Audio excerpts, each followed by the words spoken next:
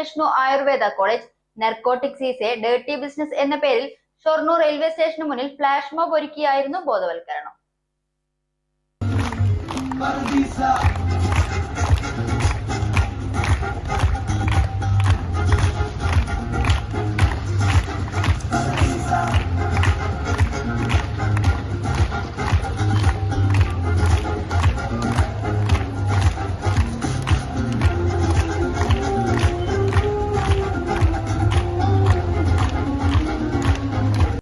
ബുധനാഴ്ച രാവിലെയാണ് ഷൊർണൂർ റെയിൽവേ സ്റ്റേഷനിൽ ഫ്ലാഷ് മോബ് സംഘടിപ്പിച്ചത്. Railway police, railway protection force എന്നിവരുടെ സഹകരണത്തോടെയാണ് ഫ്ലാഷ് മോബ് നടന്നത്.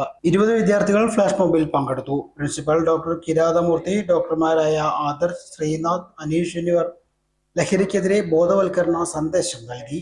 വിഷ്ണു ആയുർവേദ കോളേജിലെ വിദ്യാർത്ഥികളും അധ്യാപകരും പരിപാടിക്ക് നേതൃത്വം നൽകി.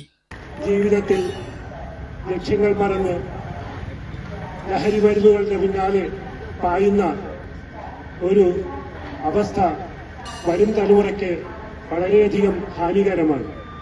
നമ്മുടെ വരും തലമുറ നല്ല ലക്ഷ്യങ്ങൾ നേടുകയും നല്ല സംസ്കാരമുള്ള മനുഷ്യന്മാരെ മാറേണ്ടതും അത്യാവശ്യമാണ്.